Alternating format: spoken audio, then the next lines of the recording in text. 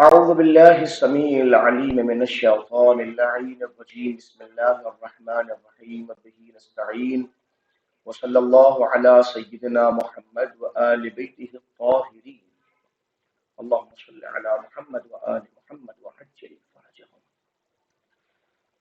قال امام العلي عليه الصلاة والسلام ألا لا يستحين من لا يعلم أن يتعلم فإن قیمت کل امرئ ما يعلم. مولا متقیان حضرت علی ابن ابی طالب علیہ السلام کا ارشاد گرامی ہے کہ آپ فرماتے ہیں کہ خبردار، آگاہ رہو کہ جو انسان جس چیز کا علم نہیں رکھتا اس کو سیکھنے میں، اس کو سمجھنے میں، اس کو دوسروں سے حاصل کرنے میں کبھی بھی حیا نہ کرے. تعلم میں کوئی حیا نہیں ہے، سیکھنے میں کوئی حیا نہیں ہے. انسان اگر کوئی علم کسی سے حاصل کرنا چاہتا ہے تو اس کو فوراً حاصل کرے، اس میں کوئی حیا نہ کرے. کیوں؟ فرماتے ہیں فَإِنَّ قِيمَةَ كُلِّ امْرِئٍ مَا يَعْلَمُ، اس لیے کہ ہر انسان کی قیمت اس کے علم کی بنیاد پر ہوتی ہے. جیسا انسان عالم ہوتا ہے ویسی اس کی قدر و منزلت بھی ہوتی ہے، جیسے انسان عالم نہیں ہوتا ویسی اس کی قدر و منزلت بھی نہیں ہوتی. اللہ سبحانہ و تبارک و تعالی ہمیں مولائے متقیان کے اس عمل پر چلنے کی توفیق مرحمت فرمائے، اور ہر اس شے کو جس کو ہم نہیں جانتے اگر کہیں جاننے کا اور سمجھنے کا موقع میسر ہو رہا ہے تو ہمیں حیا نہ کرتے ہوئے اس کو مسلسل سمجھنے کی توفیق مرحمت فرمائے. آئیے کتاب آپ کی اسکرین کے اوپر موجود ہے، ملاحظہ فرمائیے. گفتگو فصل اول سے متعلق ہو رہی تھی، اور فصل اول کا تعلق تھا فی من یجب قتال، کن افراد سے قتال کرنا واجب ہے، اور کیفیت قتال سے متعلق تھا، اور احکام ذمہ سے متعلق تھا، یعنی ان افراد سے کہ جن کو کافر ذمی کہا جاتا ہے ان سے متعلق تھا. اب یہاں گفتگو شروع کی تھی کہ قتال حربی سے واجب ہے، ٹھیک ہے نا. یہ اب ذرا یہاں پہ خاص طور پہ آپ شہید اول کی عبارت کو دیکھیں. شہید اول کی عبارت کون سی ہے؟ جو درمیان میں بریکٹ میں موجود ہے وہ شہید اول کی عبارت ہے کہ قتال جو ہے وہ حربی سے کرنا آپ کے اوپر واجب ہے، ٹھیک ہے نا. یہ ہے. اب حربی کسے کہتے ہیں اس کا ذکر آپ کی خدمت میں کہ پیش کر دیا گیا. حربی سے مراد یہاں پہ کون ہے؟ یہاں قتال سے مراد کون سا قتال ہے؟ قتال سے مراد یہ جہاد ابتدائی قتال مراد ہے. ہماری گفتگو نہ تو فیدافعون کغیرہم، مطلب ان سے مدافعت کریں گے بالکل ایسے ہی جیسے ان کے غیر کے ساتھ مدافعت کیا جاتا ہے، ٹھیک ہے نا. یہاں تک گفتگو ہماری ختم ہوئی تھی. اب یہاں سے وَإِنَّمَا يَجِبُ قِتَالُ الْحَرَبِ بَعْدَ الدُّعَاءِ إِلَى الْإِسْلَامِ. اب سوال یہ پیدا ہوتا ہے جناب، جب آپ کسی بھی قتال حربی سے قتال کر رہے ہیں، دیکھیے اوپر لفظ آیا تھا یجب قتال الحربی، حربی سے قتال واجب ہے، یہ مصنف کی عبارت تھی. پھر آگے اس کی تفصیل آ گئی کہ غیر کتابی مراد ہے. یہاں پر کتابی مراد نہیں ہے، کفار کی اصناف میں غیر کتابی مراد ہے، ٹھیک ہے نا. اب کریں کہ قتال جو واجب ہوگا حربی سے وہ کب ہوگا؟ بعد الدعاء الی الاسلام. اس صورت میں ہو کہ پہلے اس کو آپ اسلام کی طرف دعوت دیں گے. سمجھ رہے آپ؟ یہ پہلے اس کی طرف اسلام کی طرف دعوت دیں گے، ان سے کہیں گے کہ آپ تم اسلام قبول کرو. کیوں؟ اس لیے کہ آپ اپنی ذات کی بنیاد پر تو قتال کر نہیں رہے. قتال آپ اپنی بنیاد پر تو کر نہیں رہے. جب بھی آپ اس منزل کو یہ حربی کافر سے قتال کی پہلی شرط ہے کہ جب قتال ابتدائی ہو ایک منزل، اور حکم نبی یا حکم امام کی بنیاد پر قتال ہو رہا ہو، تو پہلا کام ہے کہ آپ اس منزل کے اوپر ان کو اسلام کی طرف دعوت دیں، پھر قتال کریں.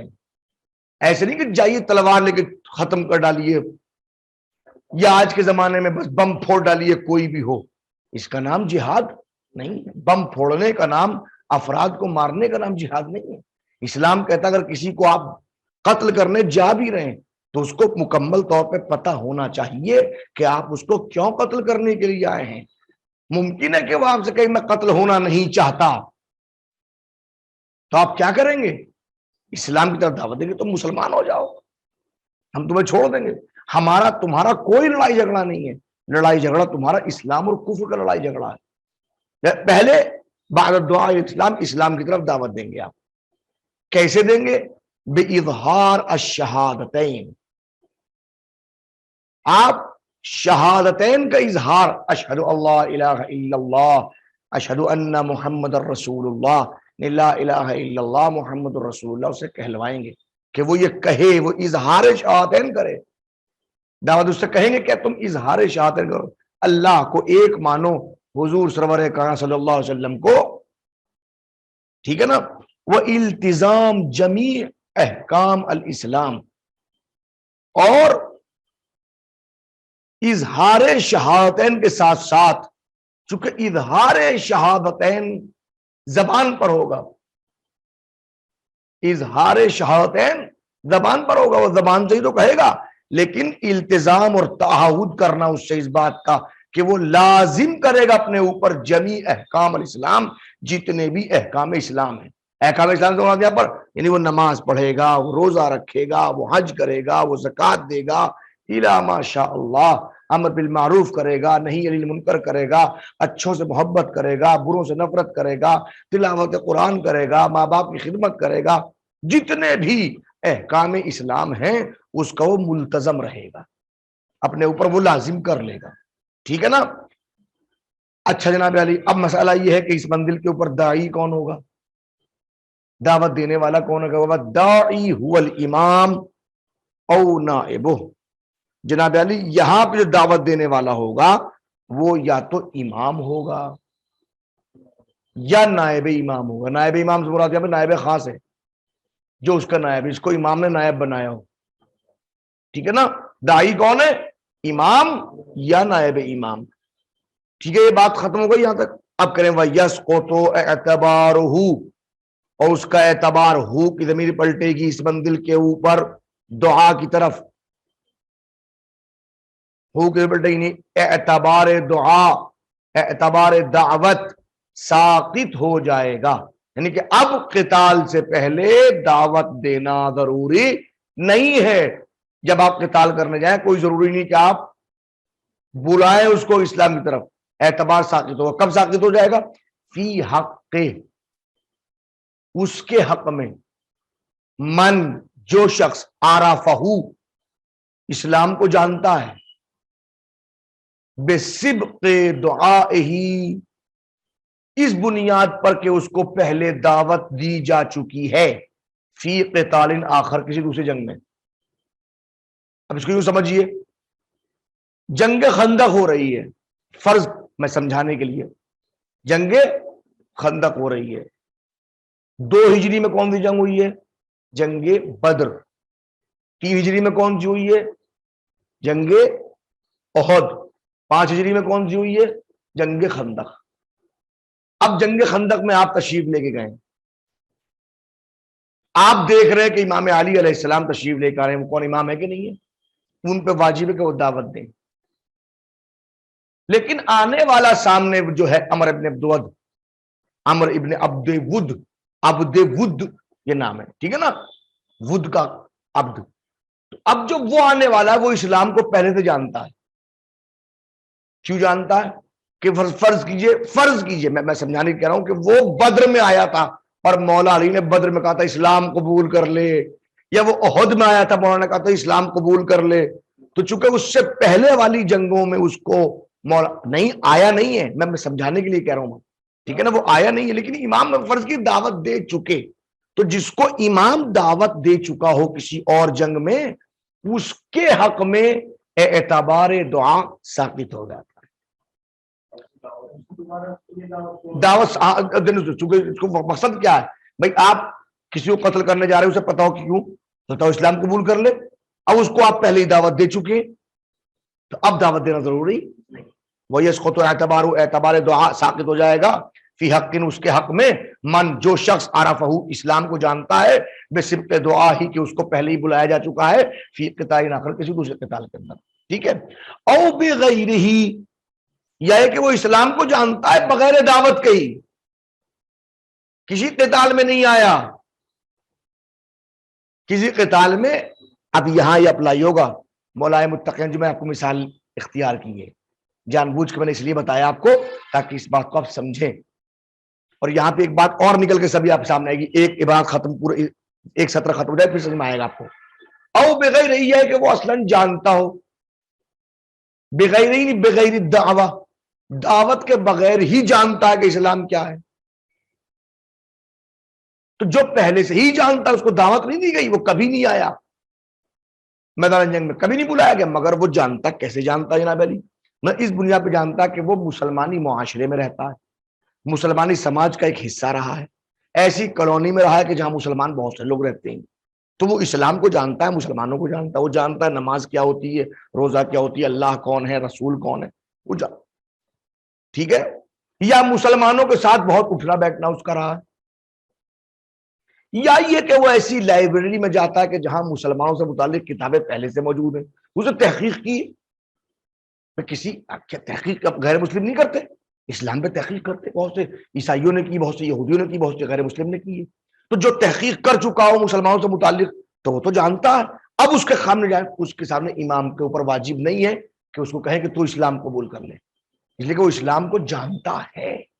ٹھیک ہے نا. او بغیر ہی، او بغیر القتال، یا بغیر یہاں پہ بغیر ہی کی پلٹے گی، بغیر دعوت کے بغیر ہی اسلام کو جانتا ہے، تو اس کے حق میں بھی دعا ساقط ہو جاتی ہے. ومن ثم غزا النبی صلی اللہ علیہ وآلہ وسلم بنی المصطلق من غیر اعلام صلحم. اور پھر اس کا نتیجہ کیا ہے؟ دلیل دے رہے ہیں. سقوط دعا کس بنیاد پر؟ کہ جبکہ کوئی انسان معرفت اسلام رکھتا ہو بغیر قتال کے، تو حضور سرور کائنات صلی اللہ علیہ وسلم نے ایک غزوے میں، جو غزوہ بنی مصطلق ہے، دو ہی جنگیں ہیں، دو طرح کی جنگیں ہیں، ایک غزوات، غزوہ کی جمع، اور ایک سریات، سریے کی جمع. غزوہ کو کس جنگ کو کہتے ہیں؟ جس نبی کے اندر حضور سرور کا خود تشریف لے کے گئے ہوں، وہ غزوہ کہلاتا ہے. چھوٹی بڑی کی بات نہیں ہے، جس جنگ میں حضور خود تشریف لے کے گئے ہوں وہ غزوہ ہے، اور جس کے اندر حضور تشریف نہیں لے کے گئے وہ سریہ ہے.